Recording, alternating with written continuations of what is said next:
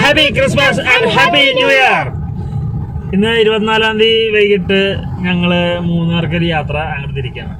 വൈകിട്ടെന്ന് പറഞ്ഞാൽ വീട്ടിൽ നിന്ന് ഇറങ്ങിയപ്പോ 5:45 ഇപ്പൊ സമയം 6:30 ആയിട്ടുണ്ട്. അപ്പൊ പെരുമ്പാവൂർ റോഡ് പ്രൈവറ്റ് ബസ് റൂട്ടിലാണ് പോകുന്നത്. ഭയങ്കര ബ്ലോക്കാണ്. ബ്ലോക്ക് എന്ന് പറഞ്ഞിട്ടുണ്ടെങ്കിൽ വണ്ടി അനങ്ങണില്ല, ആ രീതിയിലുള്ള ബ്ലോക്കാണ്. അപ്പം മൂന്നാറിൽ ആദ്യം ബൈസൺ വാലിയിലാണ് പോകുന്നത്. ഫസ്റ്റ് സ്റ്റേ ഇന്ന് ബൈസൺ വാലിയിലാണ്. ക്രിസ്മസ് ഫസ്റ്റ് അവിടെ കൂടാമെന്ന് വിചാരിച്ചു. ബൈസൺ വാലിയിൽ ക്രിസ്റ്റി എന്ന് പറയുന്ന ജ്യോതിമ്മയുടെ കൂട്ടുകാരിയുടെ വീട്ടിലാണ് ഇന്ന് ചെല്ലുന്നത് സ്റ്റേ. എന്നിട്ട് നാളെ അവിടെ ക്രിസ്മസ് ഒക്കെ ആഘോഷിച്ചിട്ട് മൂന്നാർ പോകാനായിട്ടുള്ള പ്ലാനിങ് ആണ്. ഈ ബ്ലോക്കൊക്കെ തരണം ചെയ്ത് ഉണ്ണിയേശു ജനിക്കുന്ന സമയം ആവുമെന്ന് തോന്നുന്നുണ്ട് മിക്കവാറും അവിടെ എത്തുമ്പോഴത്തേക്കും. എന്തായാലും കണ്ടറിയാം. കടകളിലൊക്കെ നിറച്ച് സ്റ്റാറും കാര്യങ്ങളൊക്കെ തൂക്കിയിട്ട് നല്ല രസമുണ്ട്. അതേമാതിരി തന്നെ ബ്ലോക്കും. ആൾക്കാർ ക്രിസ്മസ് പാച്ചിലാണെന്ന് തോന്നുന്നു. മൊത്തം പർച്ചേസിങ്ങും കാര്യങ്ങളൊക്കെ ആയിട്ട് ഇറങ്ങിയാണ്. കാരണം ഇത് മാത്രം ബ്ലോക്ക്. എന്തായാലും ഇതൊക്കെ തരണം ചെയ്ത് എപ്പോൾ എത്തുന്നുള്ളത് നമുക്ക് വഴിയെ കാണാം. ആ ബ്ലോക്കൊക്കെ തരണം ചെയ്ത് വലിയ കുഴപ്പമുണ്ടായില്ല. പിന്നെ പെട്ടെന്ന് തന്നെ ബ്ലോക്ക് മാറി. ഇപ്പം നമ്മൾ പെരുമ്പാവൂര് ടൗണിലെത്തിയിട്ടുണ്ട്. ഇപ്പം വലിയ പ്രശ്നങ്ങളൊന്നുമില്ല, തിരക്കിലാണ്ട് പോകുന്നുണ്ട്. ഞാൻ വിചാരിച്ച പെരുമ്പാവൂരൊന്നും അണങ്ങുണ്ടാവില്ലായിരിക്കും എന്ന് വിചാരിച്ച. അത്ര കുഴപ്പമൊന്നുമില്ല.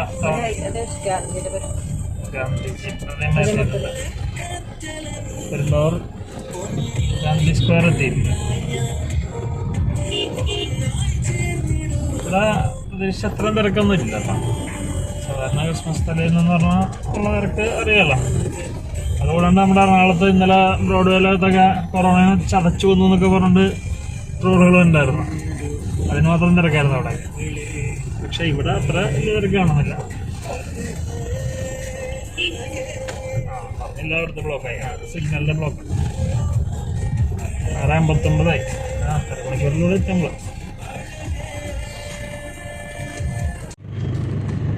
ഞങ്ങളങ്ങനെ ഇവിടെ എത്തി, കോതമംഗലം എത്തിയിട്ടുണ്ട്. കോതമംഗലം എത്തി ഫുഡ് കഴിക്കാൻ വേണ്ടി കയറി. വിശന്നിട്ട് മാധവന് വലിയ രക്ഷയില്ല. അപ്പം എന്തായാലും നമ്മൾ ഇവിടുന്ന് കഴിച്ചിട്ട് പോകാമെന്ന് വെച്ചു. ഫുഡ് ഓർഡർ ചെയ്തു. പെപ്പർ ബ്രിഡ്ജ് എന്ന് പറയുന്ന റെസ്റ്റോറൻറ്റ് ആണ്. കോതമംഗലം ബൈപ്പാസിലേക്ക്, മൂന്നാർ ബൈപ്പാസിലേക്ക് തിരിയുന്ന ആ തിരിവിൽ തന്നെയുള്ള ഒരു കുഴപ്പമില്ല. ഫുഡ് കുറച്ച് ടൈം എടുത്തു.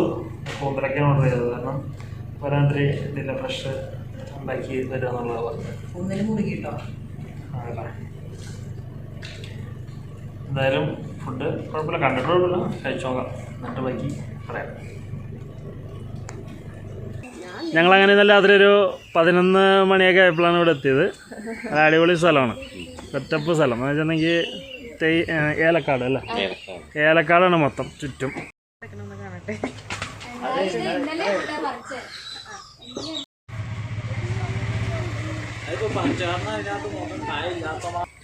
ഏലക്കാടിൻ്റെ നടുക്കൊരു വീട്. ഇത് ക്രിസ്റ്റി ജ്യോതിയുടെ കൂട്ടുകാരിയാണ്. ഇവിടെ വന്നു. അച്ഛൻ, ക്രിസ്റ്റിയുടെ അച്ഛൻ, അമ്മമ്മ, പിന്നെ ബ്രോ ഉണ്ട്. ബ്രോ ആ മാസം മതി. ഇതാണ് ക്രിസ്റ്റിയുടെ ബ്രദർ. അപ്പോൾ ഞങ്ങൾ ജീപ്പൊക്കെ എടുത്ത് ഒരു കറക്കത്തിന് ഇറങ്ങാൻ റെഡി ആയിരിക്കുകയാണ്. അപ്പോൾ അടിപൊളി സ്ഥലമാണ് അത്. എന്തായാലും സെറ്റപ്പ് സ്ഥലം.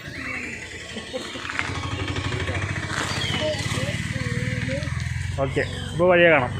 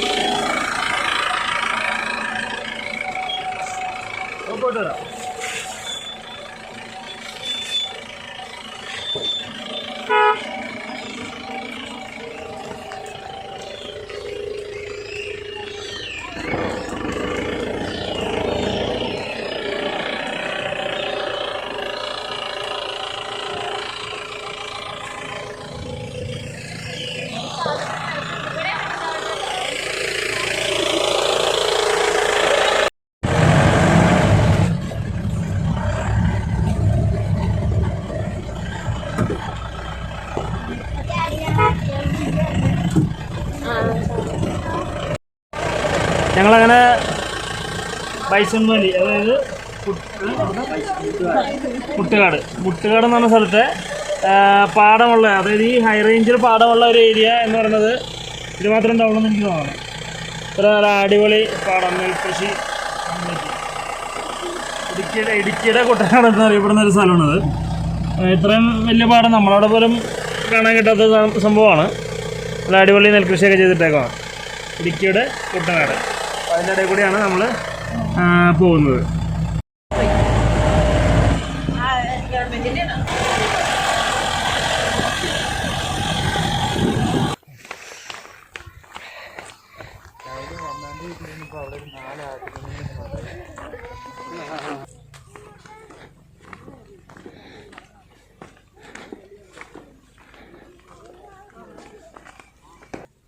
ഞങ്ങളിപ്പോൾ ചിന്നക്കനാൽ എന്ന് പറഞ്ഞ സ്ഥലത്താണ്. ചിന്നക്കനാൽ മുനിയറ എന്ന് പറയുന്ന ഒരു സ്ഥലമാണിത്. വലിയ മലയുടെ മേളാണ്. അപ്പോൾ ഇതിൽ മുനിയറ എന്ന് പറയുന്നത് ഈ കാണുന്ന സംഭവം, അതായത് ഇതെന്താ പാറകളടുക്കി ഒരു ഗുഹമാതിരി, ഗുഹയല്ല, ഒരു ചെറിയ 4 പാളികൾ വെച്ചിട്ട് ഒരു ചെറിയ സംഭവം ഉണ്ടാക്കിയിട്ട് വച്ചിരിക്കുന്ന ഒരു അറകൾ.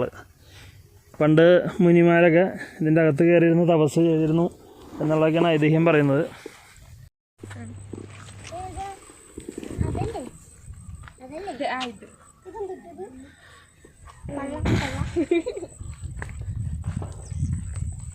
ഇത് വേറൊരു മുനിയറയാണ്. ഇതിന് 2 ഐതിഹ്യങ്ങൾ പറയുന്നുണ്ട്. ഒന്ന്, മുനിമാർ തപസ്സിരുന്നു എന്നുള്ളതും, പിന്നെ പണ്ടത്തെ ശിലായുഗത്തിലുള്ള മനുഷ്യരെ മറവ് ചെയ്തിരുന്ന അറകളാണെന്നും ഒരു ഐതിഹ്യം പറയുന്നുണ്ട്.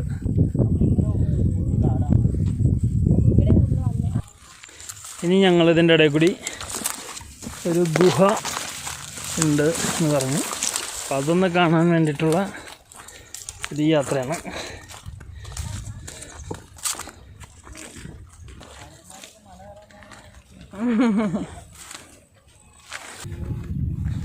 അമ്മോ, ഇവിടെ നിന്നൊരു വീഴ്ച അങ്ങോട്ട് വീണെങ്കിൽ ഉണ്ടല്ലോ, പറക്കിയെടുക്കാൻ പോലും ഇങ്ങനെ കിട്ടും.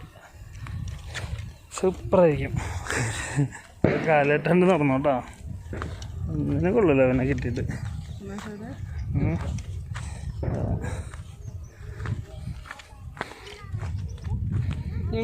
നമ്മൾ ഉള്ളാണ് അവൻ ഗുഹയുണ്ടെന്ന് പറഞ്ഞു പോണ്.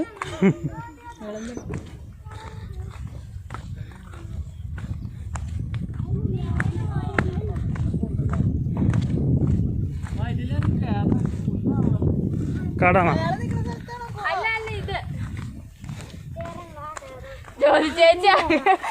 ഗുഹയുടെ കവാടം എവിടെയാ? ഓ, ആ കാണുന്നതാണല്ലോ ഗുഹയുടെ കവാടം. ഓ, ഫുള്ള് കാടാണ്. നമ്മൾ കയറണം. ഇതിലിങ്ങനെ വഴി ചാഞ്ഞ് കിടക്കണ നമ്മൾ പോണ കയറാല്ലേ? പുലിയൊന്നും കയറി സീറ്റ് പിടിച്ചിട്ടുണ്ടാവില്ലല്ലോ. ചൂരിന്റെ പുല്ല് വെട്ടിക്കൊണ്ട് ഗുഹയിലേക്കുള്ള വഴി കാട് പിടിച്ച് കിടക്കാണ്. അപ്പം ഞങ്ങളെ കാടിൻ്റെ ഉള്ളിൽ കൂടി ഒന്ന് കയറി നോക്കാമെന്ന് വെച്ചു. ഇവിടം വരെ വന്നിട്ട് ഗുഹ കാണാണ്ട് പോയാൽ ശരിയാവില്ലല്ലോ.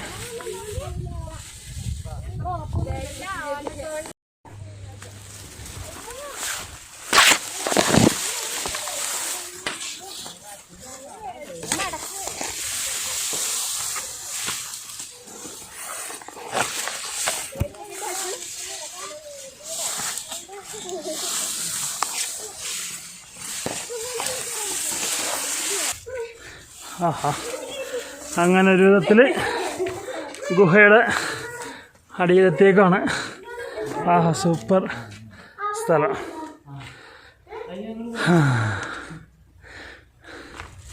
കൊള്ളാം ഗുഹ.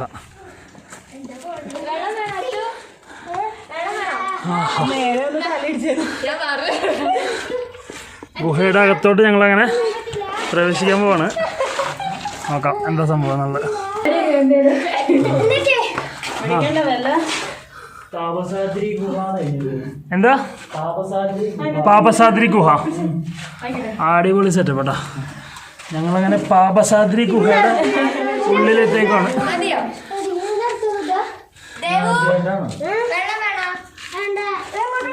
തല നിർത്താൻ പറ്റില്ല എന്നുള്ളത് പ്രശ്നം. തല നിർത്താൻ പറ്റില്ല എന്നുള്ളത്. അപ്പോൾ പറഞ്ഞാൽ പാപസാദ്രി ഗുഹയുടെ അകത്ത് കയറി ഞങ്ങൾ ഇരിക്കുവാണ്. നിൽക്കാൻ പറ്റില്ല, കാരണം തല മുട്ടും.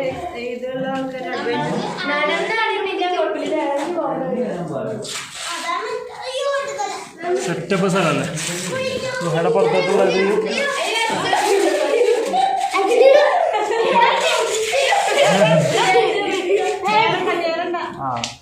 അവിടെ ഞാൻ നിൽക്ക്. ആ ചെടി അയ്യ ചെടി ആ ഉടുപ്പ് നോക്കി നേരെ മുകളിലേക്ക് കാണുന്ന ഇതാണ് ഗുഹ. ഗുഹ അങ്ങോട്ടുള്ള വഴി അതാണ്, സ്വർഗം അതാണ്.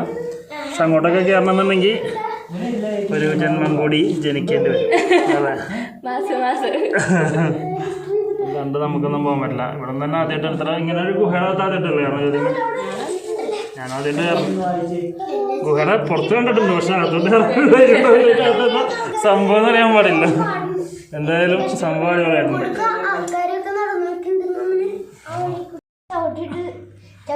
ചവിട്ടിട്ട് എടുക്കാച്ചു റെഡിയാണോ? ഉറപ്പാണോ? സ്റ്റഡിയാ സ്റ്റഡിയാ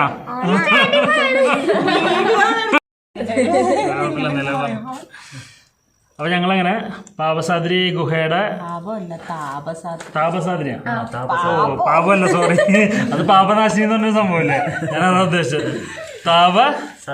താപസാദ്രി ഗുഹയുടെ അകത്താണ് ഇരിക്കുന്നത്.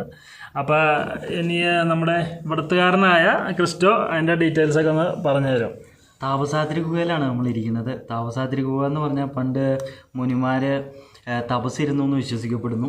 പിന്നെ ഈ ഗുഹ ഒരുപാട് ഐതിഹ്യങ്ങളൊക്കെ ഉറങ്ങുന്ന ഒരു ഗുഹയാണ്. നാട്ടുകാർക്ക് ഏറെ പ്രിയപ്പെട്ട ഒരു ഗുഹയാണ്. വൈകുന്നേരങ്ങളിലൊക്കെ വന്നിരിക്കാനും നല്ലൊരു ആംബിയൻസാണ് ഇവിടെ. നല്ലൊരു പക്ക കൂളിംഗ് അല്ലേ ഇവിടെ. പിന്നെ എന്ത് രസം, നല്ല തണുപ്പും അല്ല, ഒരു പ്രത്യേക സുഖമുണ്ട്. ഇത് ഒരിക്കലും കയറിയിട്ടില്ല ഇങ്ങനെയുള്ള സംഭവം. ഇങ്ങനൊരു സംഭവം ഉണ്ടെന്ന് അറിയാൻ പാടില്ല. ഇപ്പോഴാണ് ആദ്യമായിട്ടാണ്. കുറെ ദൂരമുണ്ട്, അവിടെ വരെ നമുക്ക് നല്ല വെട്ടത്തിൽ നമുക്ക് കയറി കാണാൻ പറ്റും. ടോർച്ചൊക്കെ ഉണ്ടെങ്കിൽ വെട്ടത്തിൽ കയറി വൈകുന്നേരങ്ങളിൽ അവിടെ ടൂറിസ്റ്റുകൾ കൂടുതൽ വരും. നമ്മുടെ ശരീരസ്ഥിതി അനുസരിച്ച് അതിൻ്റെ അതേക്കൂടി കയറി പോകാൻ പാടാണ്. എന്തായാലും സംഭവം തകർത്താൻ അവിടെ കയറി പോകണമെന്നുണ്ട്, പക്ഷെ റിവേഴ്സ് ഇറങ്ങി പോരേണ്ടി വരും. അപ്പോൾ അതുകൊണ്ട് വേണ്ട, എന്തായാലും സംഭവം കല്ലക്കൻ കണ്ടോ. നേരെ കാണുന്നതാണ് അല്ലേ റൂട്ട്. നേരെ കാണുന്ന റൂട്ട്. ഇത് കുറേ പേർക്ക് ഒന്നിച്ച് ഇരിക്കാൻ പറ്റിയൊരു, ശരിക്കും പറഞ്ഞ ഒരു 19 പേരൊക്കെ വന്നാലും ഇങ്ങനെ ഇരുന്ന അല്ലേ സുഖമായിട്ടേ. അത് നല്ലത്. അങ്ങോട്ടുണ്ടല്ലോ വഴി, ആ ഒരു ആനഗ്യാപ്പിലും അല്ലേ 2 റൂട്ടുണ്ടെന്ന് തോന്നുന്നു. ഓ സംഭവം അടിപൊളി. എന്തായാലും സൂക്ഷിക്കണം.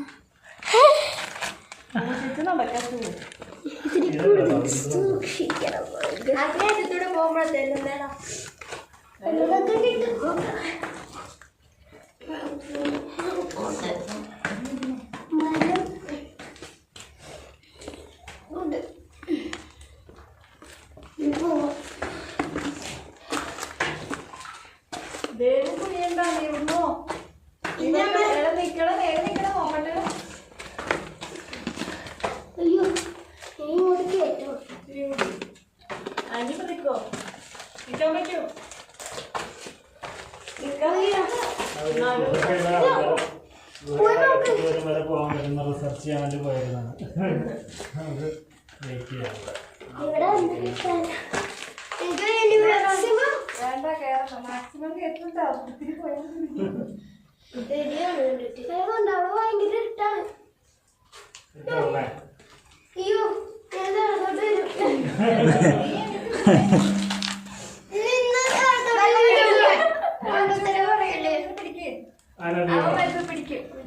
പിടിക്കടാ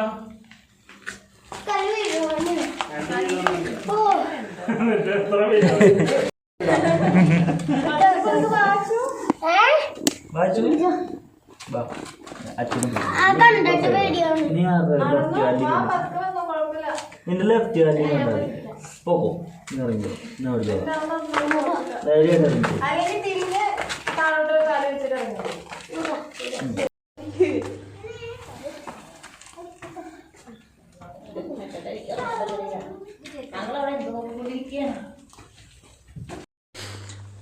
അങ്ങനെ ഞങ്ങൾ ഗുഹയുടെ അകത്തുനിന്ന് പുറത്തിറങ്ങി. ഇനി അടുത്ത ഡെസ്റ്റിനേഷൻ പിടിക്കാൻ പോകണം. ട്രെക്കിംഗ് ആണ് ഇനി അടുത്തത്.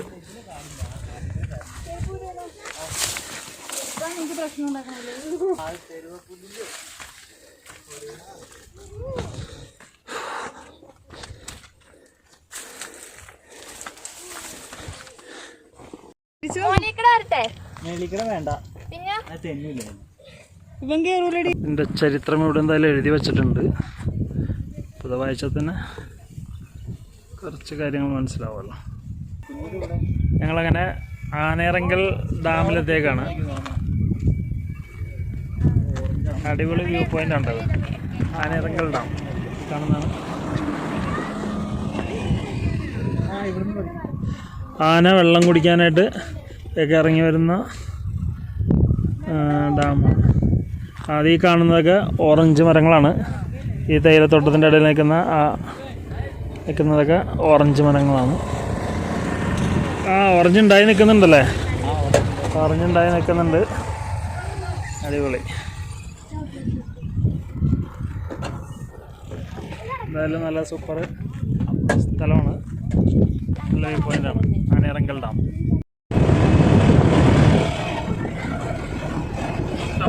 ഓറഞ്ച് മരങ്ങളുണ്ട്.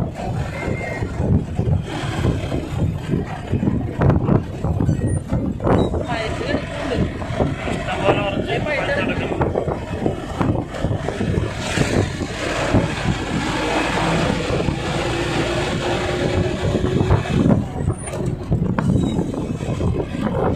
ഞങ്ങൾ ആനയിറങ്കൽ ഡാമിൻ്റെ ഉള്ളിൽ വന്നേക്കുവാണ്. ഇവിടെ നല്ല രസമാണ്, നല്ല സീനറിയും കാര്യങ്ങളൊക്കെയാണ്. പിന്നെ ബോട്ടിംഗ് ഉണ്ട്, സ്പീഡ് ബോട്ട് ഉണ്ട്.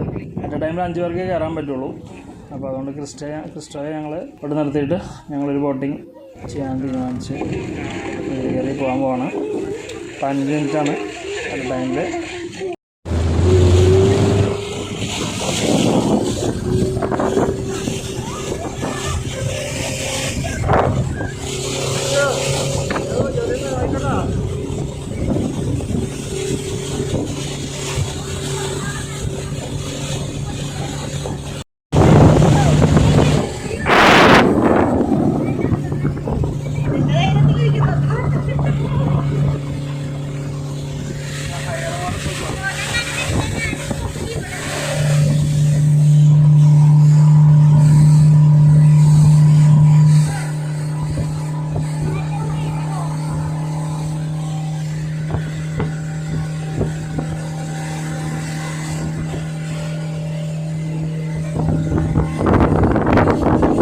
കംപ്ലീറ്റ് ആണോ വേറെ റിസോർട്ടുകളൊന്നുമില്ലല്ലോ?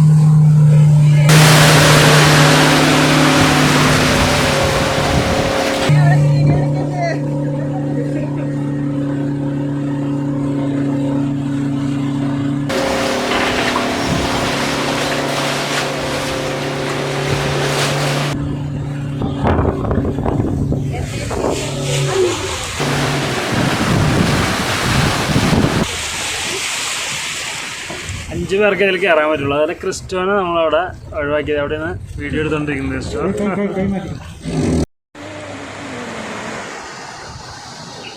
ഈ കാണുന്നതാണ് ആനയിറങ്കൽ ഡാം.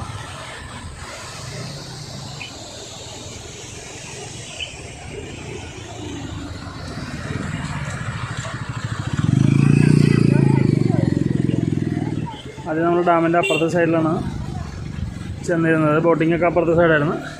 ഇപ്പോൾ നമ്മൾ ഡാമിൻ്റെ മുകളിൽ വന്നിരിക്കുകയാണ്.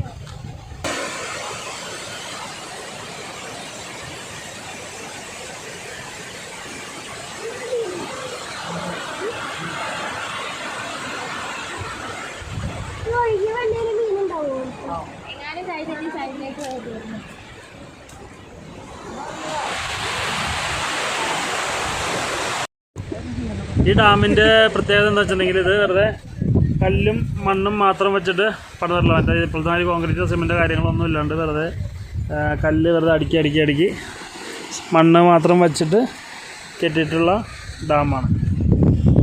ഇത്രയും ബ്രിട്ടീഷുകാർ പണിതേക്കുന്ന ഡാമാണ്. ഇത്രയും വർഷമായിട്ടും ഒരനക്കം പോലും ഒന്നിനും സംഭവിച്ചിട്ടില്ല എന്നുള്ളതാണ് ഇതിൻ്റെയൊക്കെ എടുത്തു പറയേണ്ട ഒരു കാര്യം.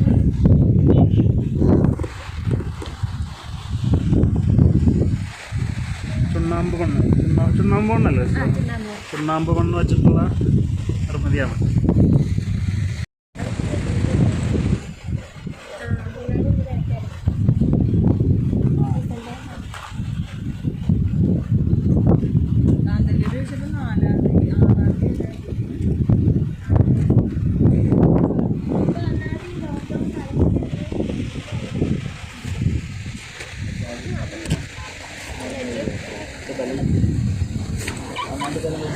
ഞങ്ങളങ്ങനെ നേരെ ആനയിറങ്കൽ ഡാമിൽ നിന്ന് നേരെ ചതുരംഗപ്പാറ വ്യൂ പോയിൻറ്റിലോട്ട് എത്തിയിരിക്കുകയാണ്. ഇവിടെ കുറേ കാറ്റാടികളുണ്ട്. മെയിനായിട്ട് ഇവിടെ കാറ്റാടികളാണ്. ചെറിയ തോതിൽ കറണ്ട് ഉൽപ്പാദിപ്പിക്കുന്ന കാറ്റാടികൾ. തമിഴ്നാടിന് വേണ്ടിയിട്ട് ആണ് ഇത് ചെയ്തിരിക്കുന്നതെന്നാണ് പറയുന്നത്. അപ്പോൾ ഇവിടുന്ന് ഉണ്ടാക്കുന്ന കറണ്ട് തമിഴ്നാട്ടിലാണ് യൂസ് ചെയ്യുന്നത്. അവരാണ് കൊണ്ടുവന്നതെന്നാണ് പറയുന്നത്. പിന്നെ ഇവിടെ നിന്ന് നോക്കിക്കഴിഞ്ഞാൽ നല്ല കാറ്റാണ്. കാറ്റ് തന്നെ നല്ല അസാധ്യ കാറ്റാണ്. അതുകൊണ്ടാണ് ഇതിവിടെ കൊണ്ടുവന്ന് വെച്ചേക്കണല്ലോ.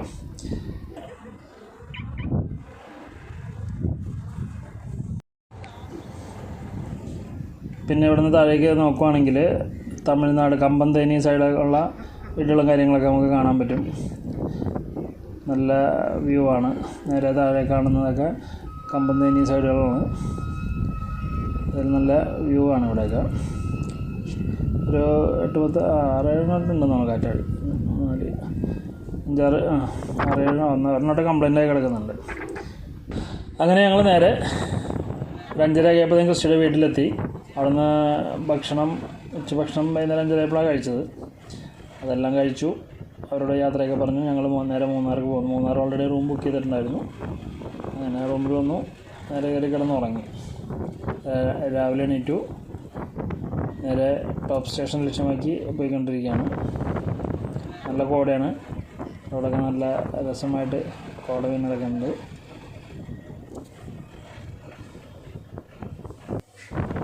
ഇങ്ങനെയുള്ള അന്തരീക്ഷങ്ങൾ കാണണമെങ്കിൽ മൂന്നാർ തന്നെ വരണം. എന്തായാലും നല്ല രസമുണ്ട് വഴിയൊക്കെ. അപ്പോൾ കോട പിങ്ങി നിൽക്കണം. നല്ല തണുപ്പുണ്ട്.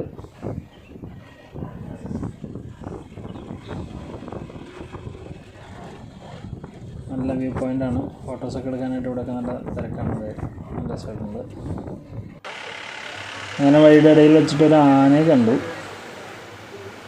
ആൾക്കാർ നല്ലൊരു കൂടി നിൽക്കണുണ്ടപ്പോൾ ഞങ്ങൾ നിർത്തി നോക്കിയത്. അപ്പോൾ ഒരു ആന വരണം.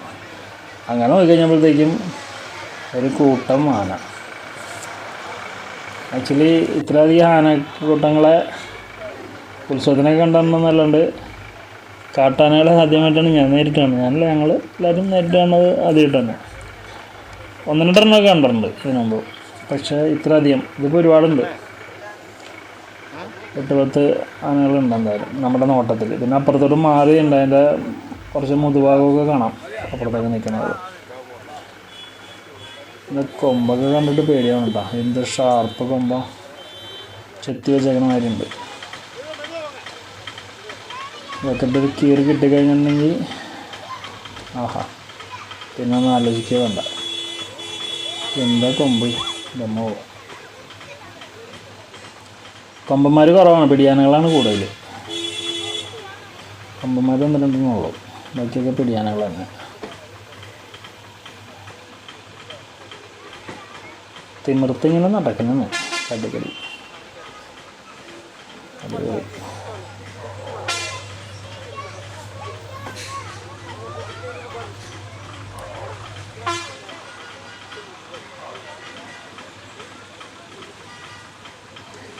നല്ല തിരക്കാണ് ഇപ്പോൾ, റോഡൊക്കെ ബ്ലോക്കായേക്കാണ് ഇവിടെ. കട്ടാനകളൊക്കെ ഉണ്ടാകുമ്പോഴത്തേക്കും ആൾക്കാരൊക്കെ കൂടി അങ്ങോട്ട് വണ്ടികളൊക്കെ കൂടി തകർത്ത് ഇടങ്ങേറായേക്കാണ്. ഇവിടെ നിന്ന് എങ്ങനെ വണ്ടി എടുത്ത് പോകുന്ന നമുക്കറിയാൻ പാടില്ല, അതിന് മാത്രം ബ്ലോക്കായേക്കാണ് ഇവിടെ.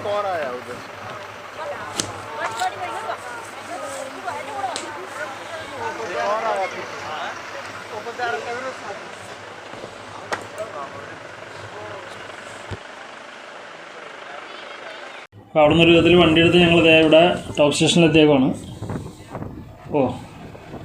ഇവിടെ വെച്ചാൽ ആകാശം ഭൂമിയിൽ വന്ന് പതിച്ചേക്കുന്ന കാര്യമുണ്ട്. എന്താ ഭംഗി എൻ്റെ പൊന്നോ.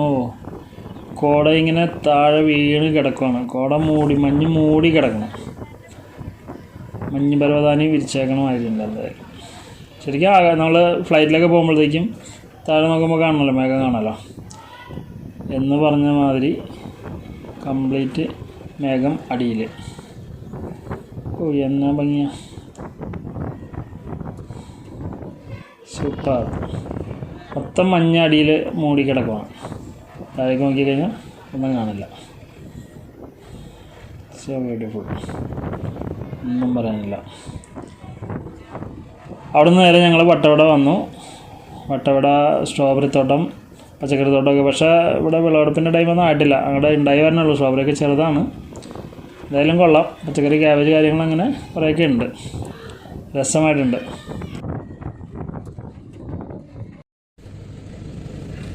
സംഭവമൊക്കെ അടിപൊളി ട്രിപ്പായിരുന്നു. ഞങ്ങൾ ടോപ്പ് സ്റ്റേഷനിൽ പോയിട്ട് റിട്ടയറിങ് വന്നു. പക്ഷേ ഭയങ്കര ബ്ലോക്കാണ്, രക്ഷയില്ലാത്ത ബ്ലോക്കാണ്. കാരണം എല്ലാവരും ക്രിസ്മസ് 3-4 ദിവസം അവധി പ്രമാണിച്ച് എല്ലാവരും ഒന്നിച്ചിങ്ങ് ഇറങ്ങിയിരിക്കുന്ന സമയമാണ്. എന്തായാലും ട്രിപ്പൊക്കെ അടിപൊളിയായിരുന്നു. പച്ചക്കറി തോട്ടം, സ്ട്രോബെറി തോട്ടം അങ്ങനെയുള്ളതൊക്കെ കണ്ട് ഞങ്ങൾ പോന്നു. അങ്ങോട്ട് പോയിട്ട് 5 മണിയായി. ഇപ്പോൾ നല്ല ബ്ലോക്കാണ്. മാട്ടുപ്പെട്ടി ഡാം കവർ ചെയ്യാൻ പറ്റിയിട്ടില്ല ഇതുവരെ. ഞങ്ങൾ 2:30 ആയപ്പോഴത്തേക്ക് അവിടെ നിന്ന് ഇറങ്ങിയതാണ് ടോപ്പ് സ്റ്റേഷനിൽ നിന്ന്. ചേട്ടൻ കവർ ചെയ്യാൻ പറ്റില്ല, അതിന് മാത്രം തിരക്കാം. വണ്ടികൾ ഇങ്ങനെ അന്നങ്ങളില്ല, കിടന്ന് കിടപ്പ് കിടക്കാം. അപ്പോൾ എന്തായാലും പാതിരാത്രി ആവും വീടെത്താനായിട്ട്. അപ്പോൾ ഇനി ഞങ്ങൾ ഇവിടെ അവസാനിപ്പിക്കുകയാണ്. ഇനി പുതിയൊരു നല്ല വീഡിയോ ആയിട്ട് അടുത്ത വീഡിയോയിൽ നമുക്ക് വീണ്ടും കാണാം. അതുവരേക്കും എല്ലാവർക്കും ബൈ ബൈ.